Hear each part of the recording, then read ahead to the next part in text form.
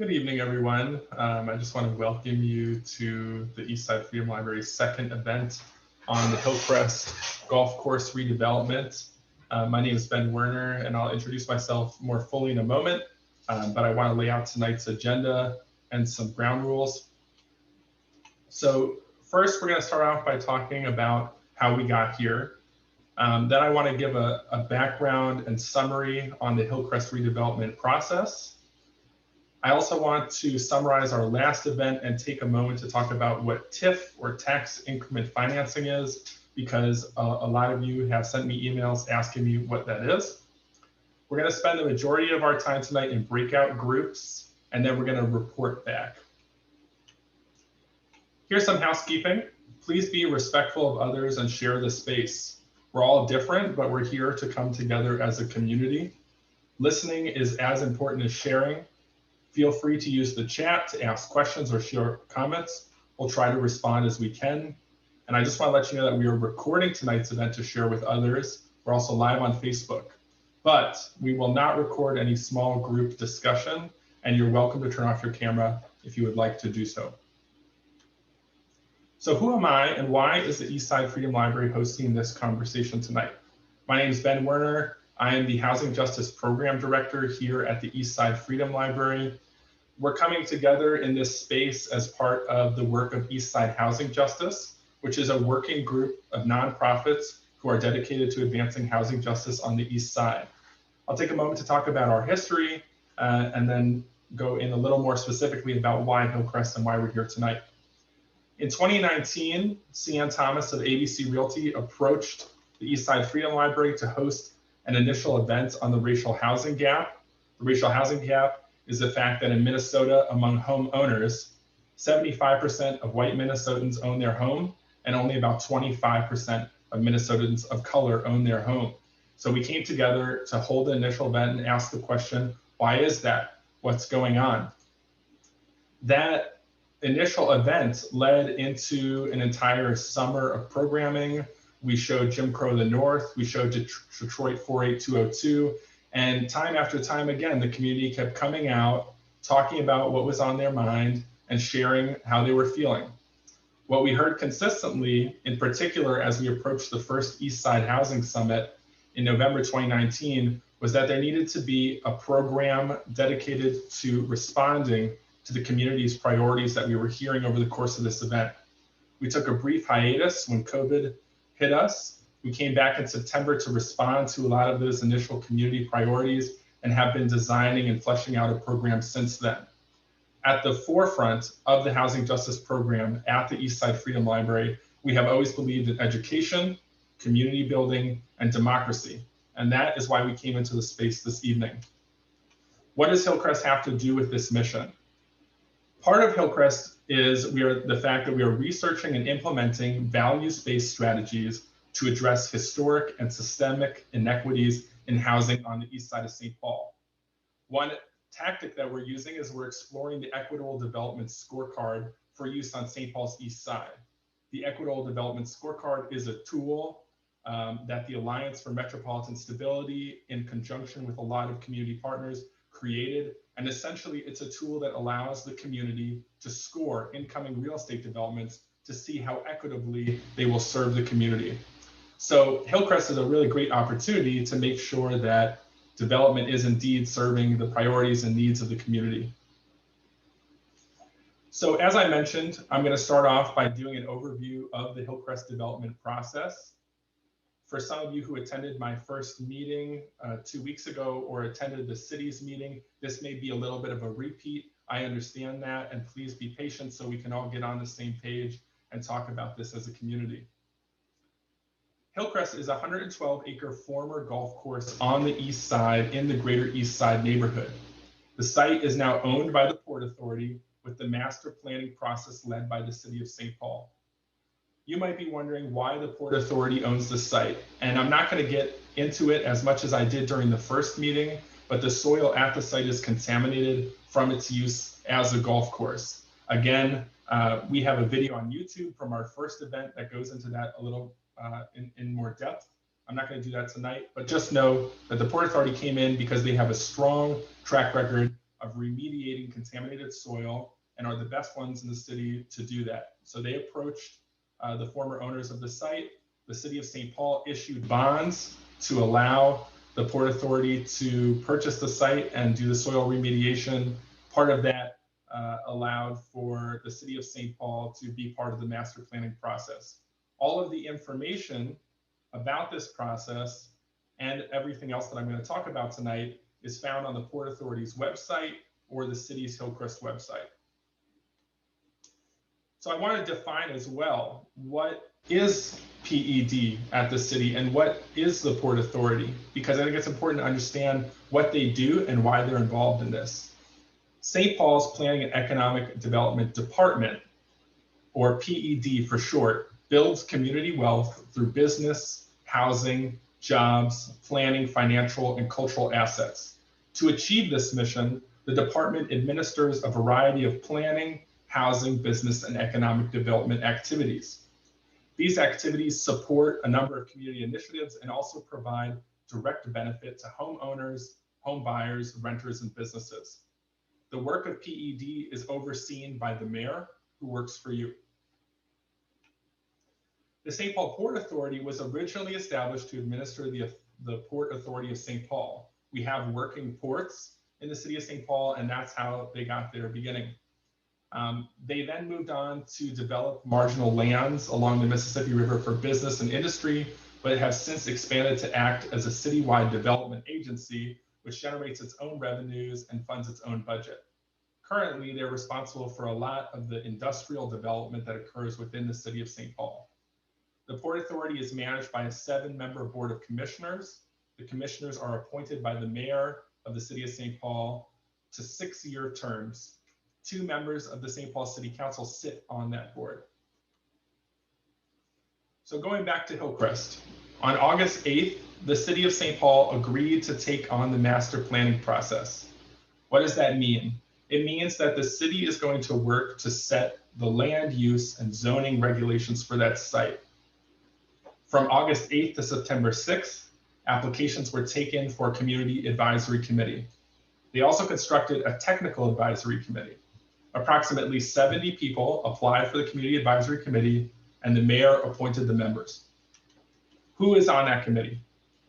There are 11 or so appointed members, 3 St. Paul residents, 3 Maplewood residents, a planning commissioner, a housing representative, a business representative, a District 2 or the Greater East Side representative, and a transportation representative. The city hired a consulting firm to lead the community engagement work. On February 15th, the city held its first forum for the plan. There were approximately 220 to 230 engagements with the community to create a draft of 20 community priorities. 160 were at a community forum, 22 were at online surveys, 48 were in 3 pop-up events. They created these 20 community priorities, which the community advisory committee later voted into place at the next advisory committee meeting. I do want to note that although the pop-up events engaged with a more diverse range of residents, both the community forum and surveys had engagement from mostly older white residents. 2 draft plans led to 2 revised draft recommendations, which I'm going to go over now. Some of you may have seen this at the city's meeting last week or at mine 2 weeks ago. Again, just trying to get everyone on the same page. The revised draft 1 of the city's plan is called the Hilltop Plan. It allows for a large hill in the center of the golf course to remain while other parts of the site are developed. You'll see on the left-hand side here that this type of plan prioritizes households over jobs. It also has more green space than the other plan. It allows for a total of 1,151 units of housing, the vast majority of which are medium density. If you look on the right-hand side here, this is a snapshot of this plan. The purple will be light industrial. The darker blue is a wetland. The green is open space.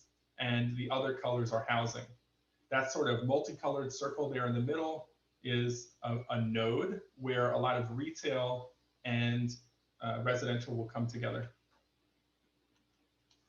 The next version of the plan is the jobs focus of the plan. And you'll see on the left here that this balances out to allow just about as many jobs as households to come onto the site. However, this comes at the sacrifice of some of the open space. This allows for about 903 units of housing being constructed, with more low density and fewer high density and medium density housing types. Now I want to take a moment to summarize our March 9th event. Around 40 folks attended that meeting. We summarized the city's process to date, very similarly to what I just did, although I expanded on what the process has been. And again, please watch the YouTube video at Eastside Freedom Library on YouTube if you'd like a little bit more information. You can also check out the city's Hillcrest website. We partnered during that event with our reparations reading group to discuss how Hillcrest and other major developments might be used to build wealth among communities of color, especially through St. Paul's new Reparations Commission. We heard from our neighbors a number of key takeaways after we held those breakout groups. I have summarized those key takeaways. They were spoken in at least 2 of the breakout groups. We held, I think, a total of 7, and most of them were said in all of the breakout groups, or at least half. They are as follows. 1, there needs to be deeper engagement across diverse demographics, including Indigenous voices in the planning process. 2, parks, trees, and green space matter to the community. 3, the community wants a net zero emissions development through partnership with the community. 4, we need to further discuss how Hillcrest and future developments can build wealth as part of the City of St. Paul's Reparations Commission. 5, we need prioritization of jobs and businesses for our communities of color, in particular the descendants of enslaved African peoples. 6, there needs to be deeply affordable housing at Hillcrest. And 7, the community would like to see a community center at the site. Now I want to take a moment to talk about TIF. And this is a complicated concept, and I say that because I myself have struggled to wrap my head around what TIF is, but a number of folks asked me to give some clarification on this. TIF is currently not allowed on the site as a result of the bonds, a condition of the bonds that the city offered to the Port Authority. It can be overturned through the city council vote, but as it stands, it is not permitted. TIF is a tool used by municipal governments to stimulate economic development in a targeted geographical area. TIF finances projects or other improvements using the anticipation of future revenue resulting from the new development, future tax revenue. The future property taxes pay for the improvements. Typically, the completion of a public or private project can at times result in an increase in the value of surrounding real estate, which generates additional tax revenue. Sales tax revenue may also increase and jobs may be added, which also adds more money to the area. TIF is a strategy for municipalities to self-finance a redevelopment project without having to raise or impose new taxes.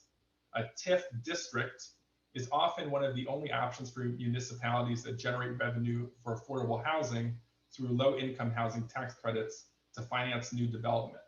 Once a TIF district expires, the municipality receives the full benefit of the property taxes on a much higher property tax base than would otherwise have been present without the investments. The key point that I'm bringing up here is that TIF is a strategy to help fund affordable housing at this site. So here's my contact information. Feel free to reach out to me if you want to discuss this further. I will also send out this presentation at the end of tonight's meeting, so you'll have my contact information through there as well. In the meantime, please follow us at Eastside Freedom Library or the Eastside Housing Justice Facebook groups. So let me take a moment to look at the chat to make sure I touch on everything before continuing. Okay, one of the questions that I'm seeing is why was TIF not involved in Hillcrest? I'm not sure. I wasn't part of that decision, but I will keep a record of that and try to get back to you. Rami asked about creative planners and architects. I'm not sure if the trees have to go down. we can speak about that more with the city. So that being said, let's go into breakout groups. I will move over. So I want to preface by saying, historically, Eastsiders have not had a platform to raise their voice and have also been divided as a community. This is an opportunity for you to unmute yourself and talk to your neighbors. So the only question that we have going into these breakout groups is, what are your priorities for the site? So I'm going to stop sharing, and I'm going to open up these breakout rooms. If you are on the computer, you'll see an option just to enter right in. If you're calling in, I can move you over to a group. And if you're calling from your phone, you should be able to tap and see a little option to join the breakout rooms. So give me just a moment here, and I'll go ahead and do that. Hey, Anne, how can I help? Hi. So we believe the question, oh, I believe the question was to ask each other what would we like on the site. But then majority of us on the call, we weren't on the first meeting. So if you can help guide us a little bit. Sure. So mainly the question is just to talk about what your priorities are for the site. What would you like to see?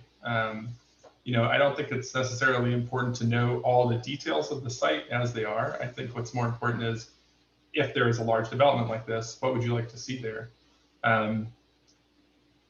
There's a list of 20 community priorities, which I can drop in the chat here, that were created by those engagements originally.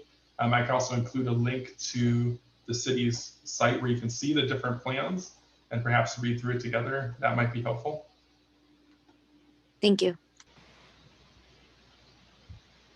Okay, that looks like just about everyone. I'm going to share my screen again here.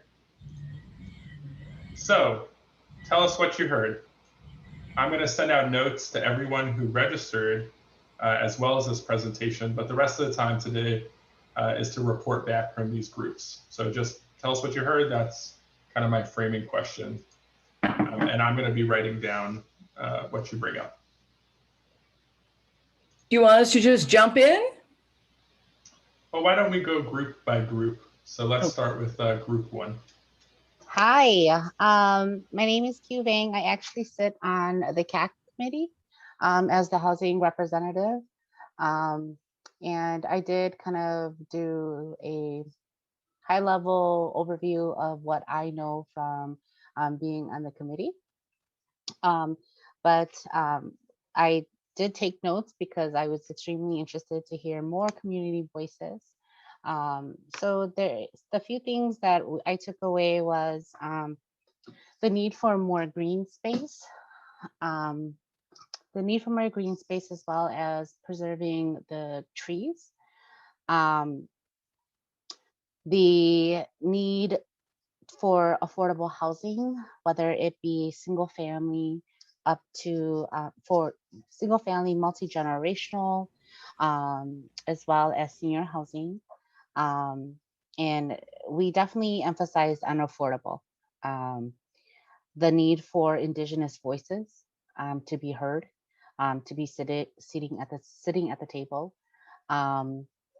Other things that we heard was concerns about the development or the light industrial buildings that could potentially go in there, and not really understanding the need because the people or everyone in the group wanted to see more housing than what was being proposed in both of the plans. Another big one, which I love, is the need for a community garden. Having a dedicated set aside for people growing food. I think that many of us who are or were from the Greater East Side, the Greater East Side is a huge food desert, and having to be able to grow your own food is definitely in need. So those were the 4 or 5 items that were highly discussed in my team. Thank you for sharing. How about group number 2?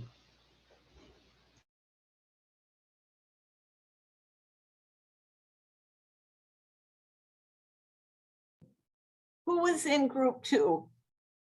That was Andrea, Charlie Townsley, Cindy, Jean Comstock, Janelle, Raquel, and Tom. Okay, this is Jean. My internet is a little wonky, so I'm going to look funny, but I think you can hear me all right. We talked, I would say, primarily, we probably talked about housing. And Janelle was with us and from Freedom from the Streets. And we talked a lot about the need for not just affordable housing, but what she called deeply affordable housing, which would be like 30 to 40% of the median income.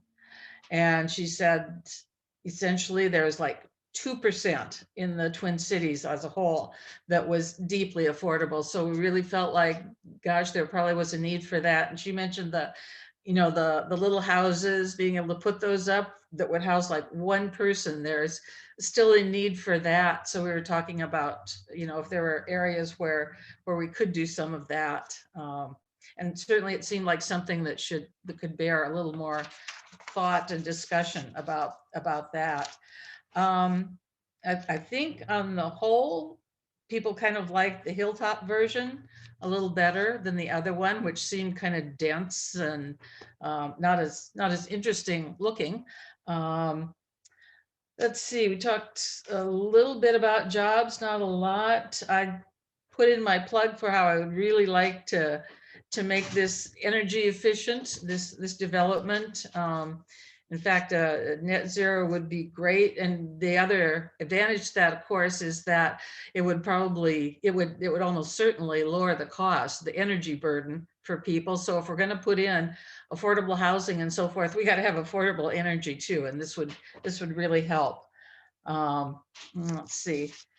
There was one comment about some concern about the streets, but we talked about how the streets would be a little bit offset. They wouldn't be strictly, you know, raceway one, you know, streets you'd go steaming down, that there would have to be a little bit of navigation in there. And I think those are the main things we talked about. Oh, and then we talked a little bit about how we would like to find out more from the Port Authority as this plan goes forward. And let's see. I think Tong suggested just subscribing to the plan would be a good way to keep track of it. And personally, I noted that I really like this kind of meeting where we get a presentation, we can go talk about it and then come back and give some feedback. So the communication is going both ways on it. And I think that was it, unless someone in the group had other things to add. I think that was great, Jean. Okay, thank you. Okay, so room 3, that was Allison, Clarence, Daniel, Julia, Carla, Linda, Sam, and Zoe. Sure. So our conversation went a little bit all over the place. So if other people would like to jump in, I'd like to invite them. But you know, I think the broad strokes, our conversation underscored the need for just more extensive community engagement. We had folks from both St. Paul and from Maplewood. I think the folks from Maplewood were expressing a lot of investment in this project, but there was some widespread, I think, confusion or just apprehension. So I think some specific outreach to the different immediate geographic communities will be really important going forward. You know, I also think we talked about even just looking sort of at the draft housing policy. I think there's a lot of good in there, but I also think that could really stand to be expanded upon. I think particularly in light of the city council changing the definition of household, I think more specificity on how this development will reflect that and truly provide a diversity of housing options. That's my cat chiming in the background. I'd like to echo what people say about the need not just for affordable housing, but deeply affordable housing. I think this is a pretty incredible opportunity to pursue that. Let me just 1 second. There was one other thing I wanted to mention, which was, I may have lost it. Oh, well, I guess I think one sentiment that was really brought up in a nice way was that the relationship between housing and businesses, particularly retail, I think is a really important one to get right, whether we're talking about food deserts on the Greater East Side, or whether we're talking about needing retail or businesses that are actually a draw, not just for the immediate surroundings, but for people who live in the housing that is going to be proposed as part of this project. I think we would really love to see more direct exploration of what that's going to look like, how businesses are going to be reached out to, and so forth. So, thank you.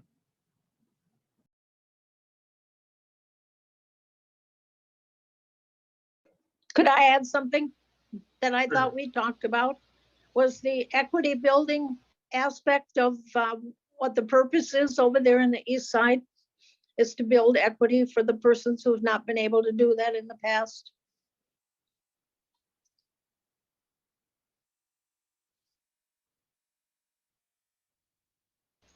Thank you, Carla.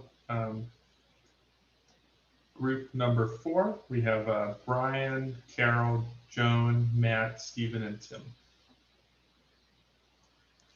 Sure, I can report out on that one. We mostly focused on the placemaking and environmental aspects of the site, which, you know, feeling good overall about it, but there's some things we definitely want to focus on. For example, trying to make sure that there's a good community gathering place, like a community center or a rec center like we have already in Hayden Heights over here.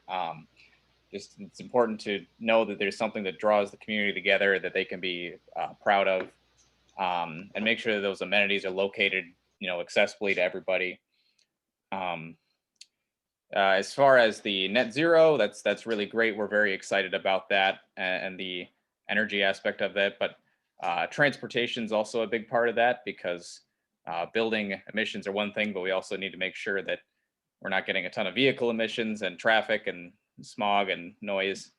So just making sure that we get good transit access, that maybe can link in with the rapid transit that's being put up in the east side, as well as safe bike and walk routes, because the east side does not have enough safe bike routes as it is. So we want to make sure that it's real accessible that way. And then of course there's the ecology that's already there. There's the trees, which understandably some of those have to be gotten rid of, although it'll be really good to make sure that some of them can either be saved, or that we can make sure that when the various buildings are going up, that trees are really integrated into the land that they're on, so that we have kind of a good forest canopy in the site. And I think that's all that I had, unless Carol maybe wants to chime in. Well, we went all over the place, but I think you covered most. We were also talking about, as you said, that some of the neighborhood fearing traffic increases on neighborhood streets. And we spent a little bit wondering about the jobs, but I think you did a good job covering what we talked about.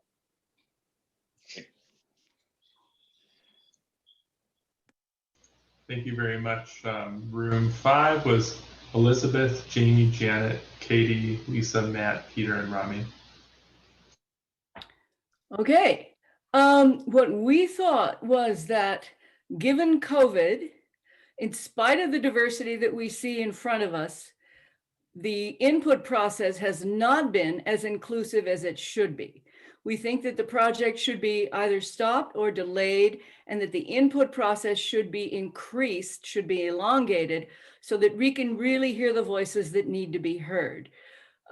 We had several neighbors living in the neighborhood. A lot of us see the incredible value of what appears to be a gem of a potential park there. We know it needs a haircut, but we did think that that might be a great spot for actually having the community meetings, drawing people to that site so they can really understand what they're talking about.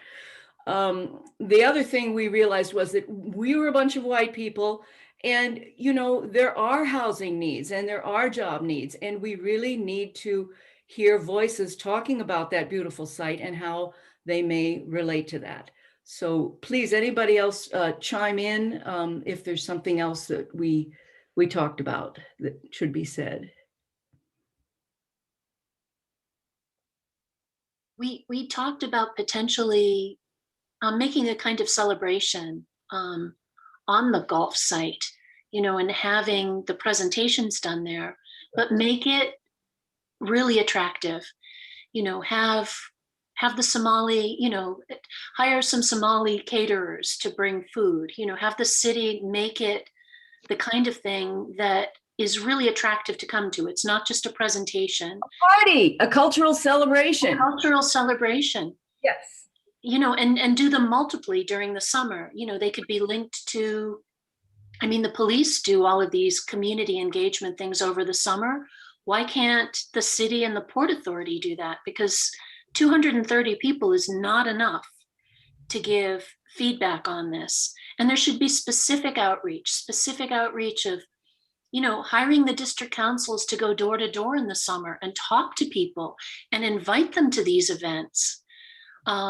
You know, reach out to the American Indian Magnet School, reach out to the schools, get the youth involved, because they're going to be inheriting this in the future. So let them have a chance to share their vision about what they'd like to see. Mhm. Yeah.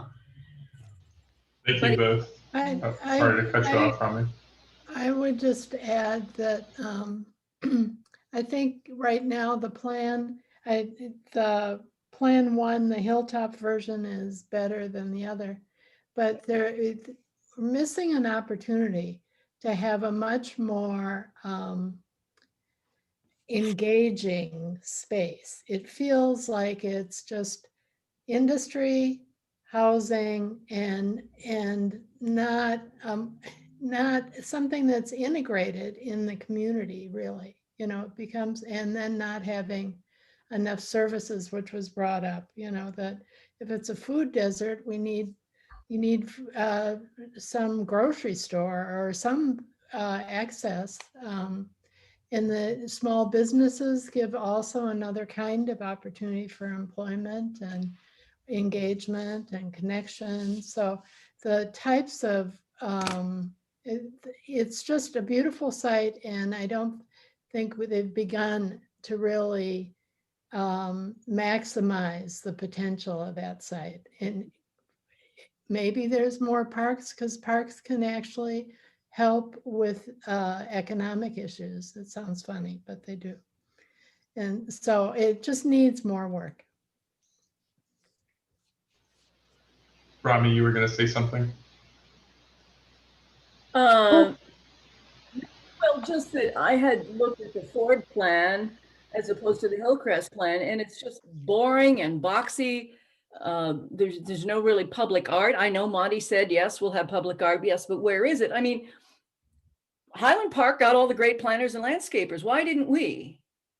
There's an inequity in terms of design and aesthetics going on here. And why shouldn't everybody have the top of the Maslow scale and the green space that we need? But yeah, I think the more important thing is the voices being a part of this. Thank you. There are a few more groups I want to get through, but I see, Janelle, that you raised your hand. So why don't you go ahead, and then we'll keep going. I just wanted to say that I don't know. I mean, like I said, I'm born and raised in St. Paul. When she said Somalians, okay, I'm African American, and I got Native in me. And basically, my people built Minnesota. If people don't know, the Capitol, my great granddaddy was the architect of the Capitol. We've been fighting for many years to be knowledge. And it seems like we do, African American or not African American, but Black American people do not get knowledge. We don't get knowledge at all. Everybody race get knowledge. It's like when we was in a camp, they just fire everybody. You know, it's like, oh, we're gonna go find the natives and go and help them, put them in a hotel, go put them in whatever. When the people out here in color that's out here, and then y'all just want to put it up, shove them in the shelter, shove them this way, shove them that way. You know, it's good to talk about everybody's culture. Don't leave nobody out, because people feel bad. And I went to a meeting one time with the state people, and they was like, putting Somalians up there like, oh, yeah, they be in the shelter, they be this and that. But I bet you this, if it was a lot of people of color that was there, it would have went down. Because I don't want it to go down. But I'm just saying that when people are talking about things, they got to realize what is St. Paul is made of. What happened in St. Paul? What's going on and what's going on today? Today, real life. Things are getting torn up. Things are getting messed up. People are going crazy over things. And I just want people to understand that everybody's culture got to matter in St. Paul, everywhere, especially the East Side. We had so much hell in the East Side on the, there. Like I was telling them lady, I was chased with bats and everything else. I'm 45 years old. And I shouldn't even have to go through that stuff on the East Side. Scared to be outside at nighttime past 6 o'clock. You know, I just wanted to say that because I just want to get people to know that I am an African American person, and I just want to be knowledge, and I want my people to be knowledge. Thank you. I really Thank you. appreciate that, Janelle. Let's go to room 6. We have Chelsea, Joan, Joanne, Leslie, Margie, Pat, and Sandra. We were pretty much all over the place too. One of the comments I think that was repeated a lot was that we need more input from the people whose lives are going to be affected by this development. It's not just the people that live in that area, it's the potential of people coming to that area also. So we need to open up the dialogues much more.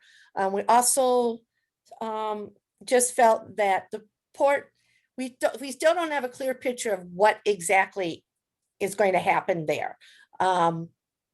Housing, affordable housing, those are all very broad terms. Light industrial, just exactly, you know, what does that mean? We also brought up the fact that, you know, if you're going to put 1,000+ people there, the closest fire department is over on Craig and Maryland, and they only have 2 pumper trucks because they got rid of our ambulance service on the east side. So if you're going to increase the population of our area by 1,000+ people, we need some amenities that go along with that to make sure it's a safe and it's a welcoming and engaging community. I don't know, anybody else in our group want to throw in their thoughts or ideas what we talked about?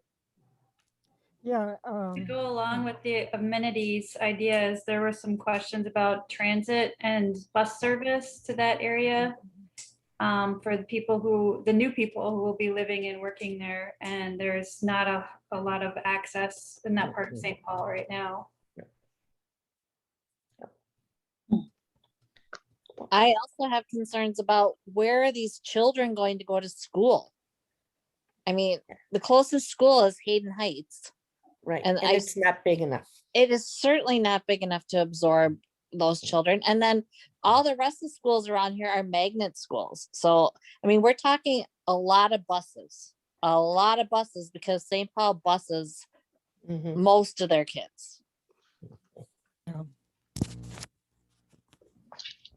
I'm still interested to know if the families will be living in Maplewood and go to 622 or living in St. Paul. I'm not getting it because everybody's talking like St. Paul, but it is St. Paul. It is all St. Paul, Carla. It's all St. Paul. It's all St. Paul, not Maplewood at all. Yeah. So why are the 3 people on there? The 3 people on the board from Maplewood? Because they live across the street from this development and it's going to affect their lives also. Okay. I think 2 of the things that I got out of this is one, in terms of soil remediation, that we really need to know, because there's going to be 2 levels of soil remediation, one for business and one for residential, of what proportion and the costs are. But it's also with soil remediation, the adjacent neighborhoods are also going to be affected or already are being affected by all of the chemicals from the golf course. The second is, I think, I can't remember who said it, that St. Paul Parks and Rec are not interested in any other land, that they are capacity unless there's some kind of additional funding for them. But they are not looking at any additional land. So we need to look at that in terms of green space and upkeep. And I think the last is the criteria of who we sell the parcels for housing and for business, in terms of once those are sold, it's my understanding that Port Authority no longer has any oversight on those folks in terms of what they do with it. Is that an incorrect statement? We just had a lot of questions about how the Port Authority worked, and yeah. So a lot of our discussions may be academic, and we really need to know if we're just sort of horsing around with this, and then once it's sold, forget it, because that's certainly, I see that with the Ford site. There was a lot of input, a lot of flurry, and this is what we ended up with. And granted, it's a different purchasing with that, but that's the issue.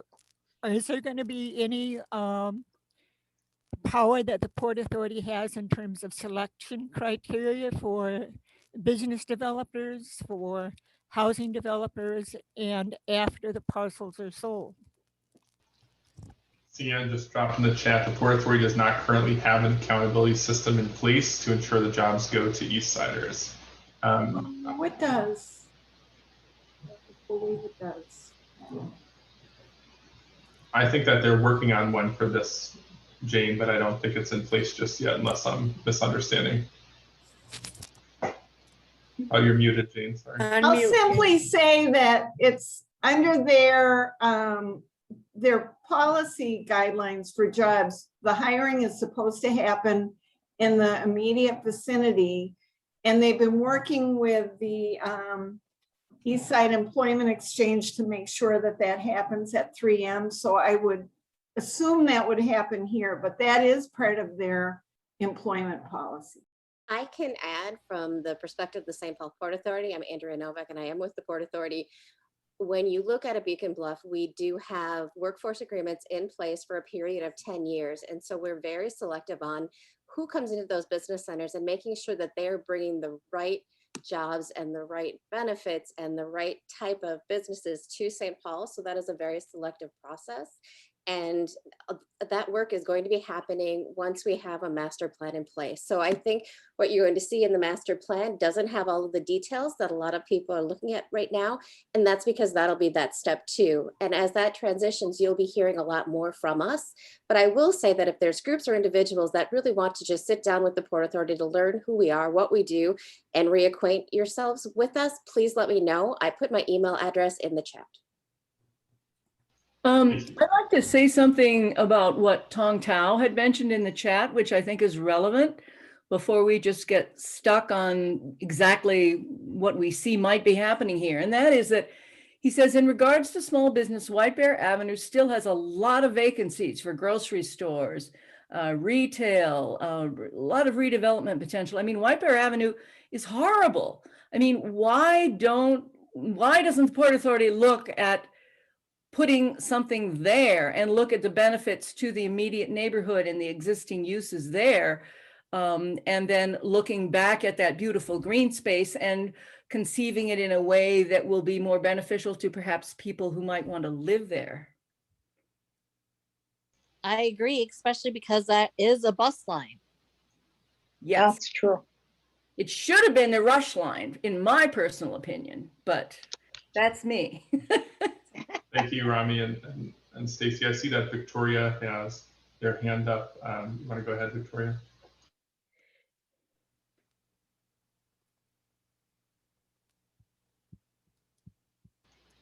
It looks like they may have stepped away, so we'll come back to that. Oh, go ahead, Victoria. Okay. Yeah, I just joined this meeting late and I apologize for that. But one thing that's becoming glaringly obvious to me is the difference between the Ford site and the Hillcrest site is that almost all of the development and developers are going to have to, they can't look for any kind of city subsidy other than just having the place cleaned up. And I think that's very short-sighted because the East Side has been so neglected for so many years.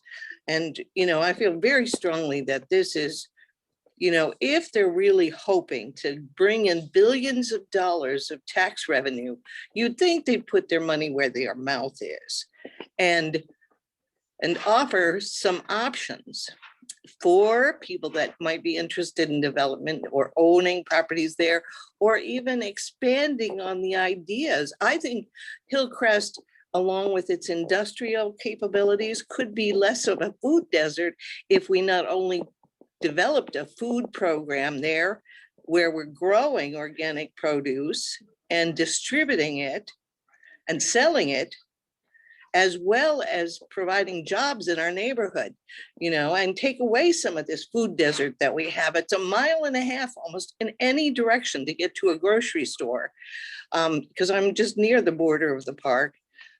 And I also say that if we allowed Maplewood to have a couple of seats at the table in the decision-making on this, what can we ask in parity or reciprocity in terms of helping us through the obvious growth, painful growth stages that this is going to go through to get it built and make it a strong part of the community, not just Maplewood, but St. Paul also. We want to be vital here, and we are losing ground fast because you say the east side of St. Paul and people are afraid, and it should not be that way.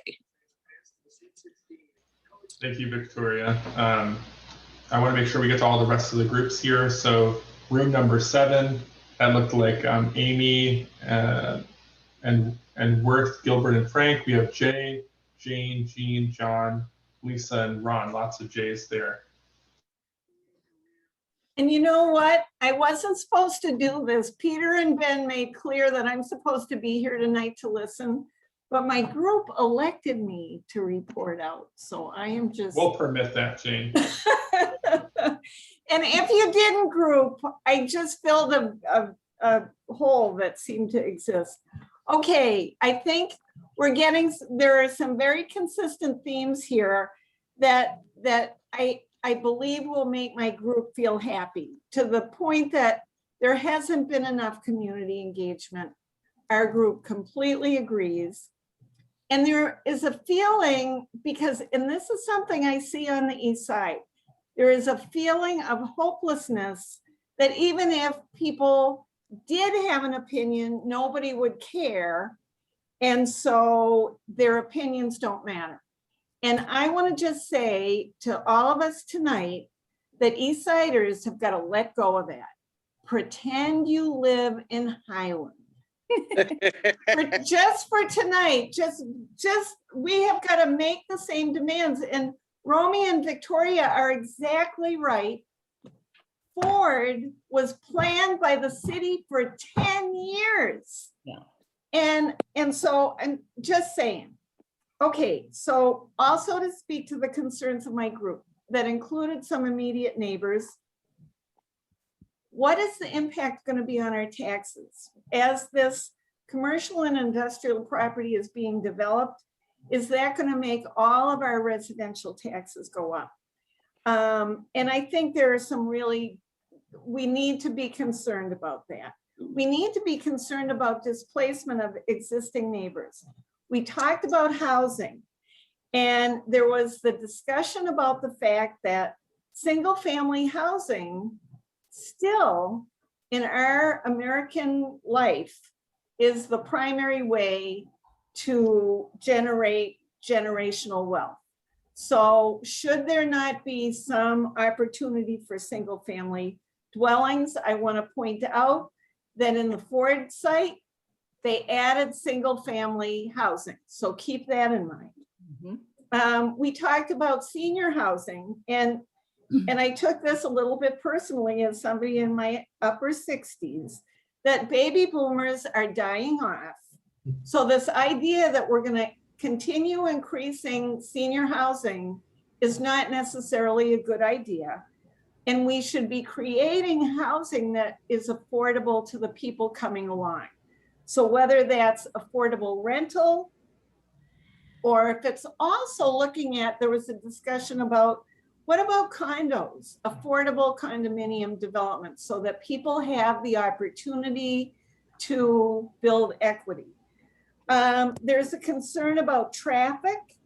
The residential streets in this neighborhood should not be bearing the major access to the site.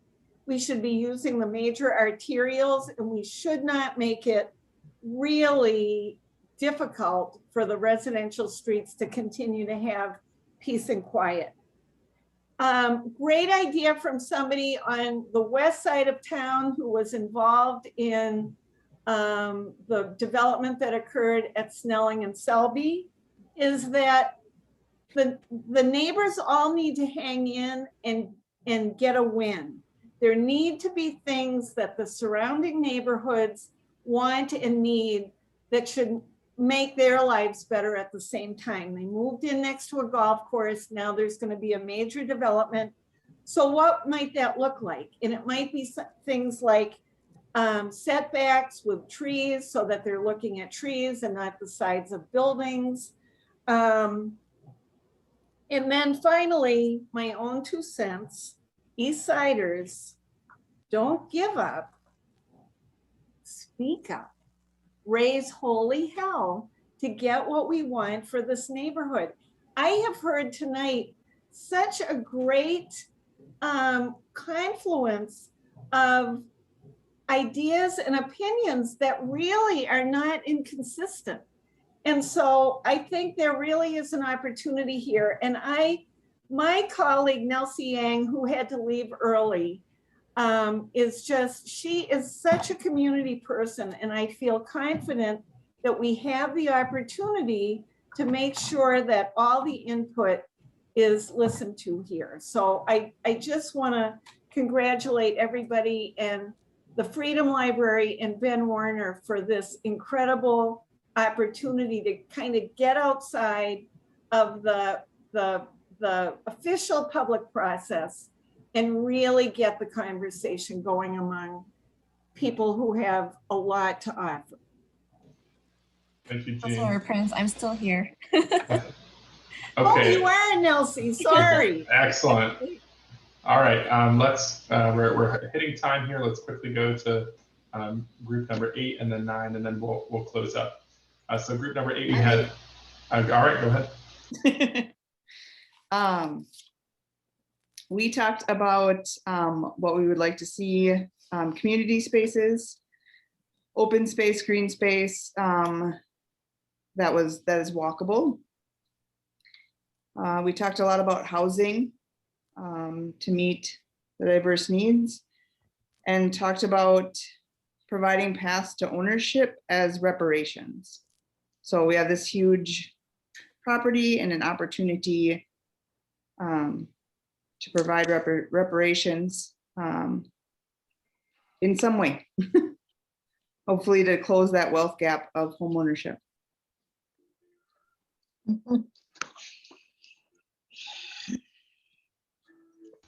Thank you. Okay, room number 9, that was David, Jenna, Joe, LaSims, Nelsie, and Sarah.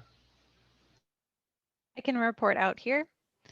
We covered many of the topics that have already been mentioned, so the first was intentionally creating housing for multiple generations. So building for children and parents, but also focusing on seniors.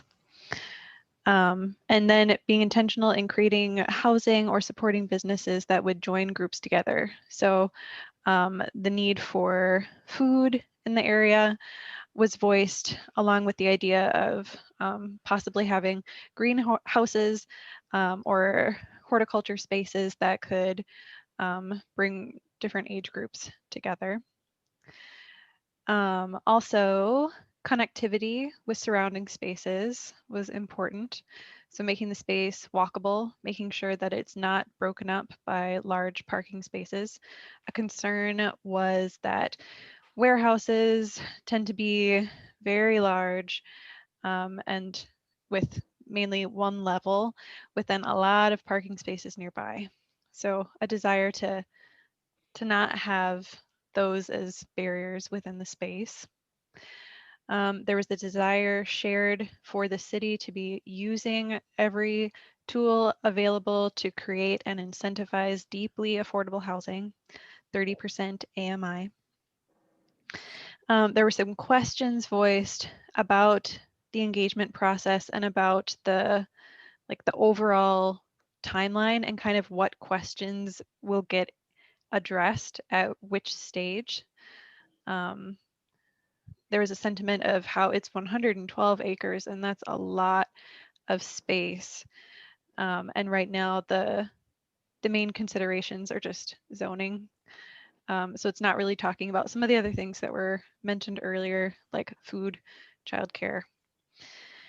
And then we also talked about wanting to make the space memorable and useful in terms of having an engaging natural element or park space that the local community can take pride in.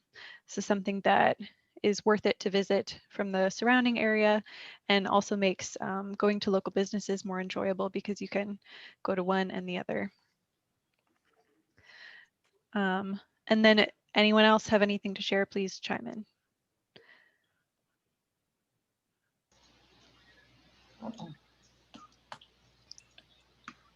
Well, I think that was everyone.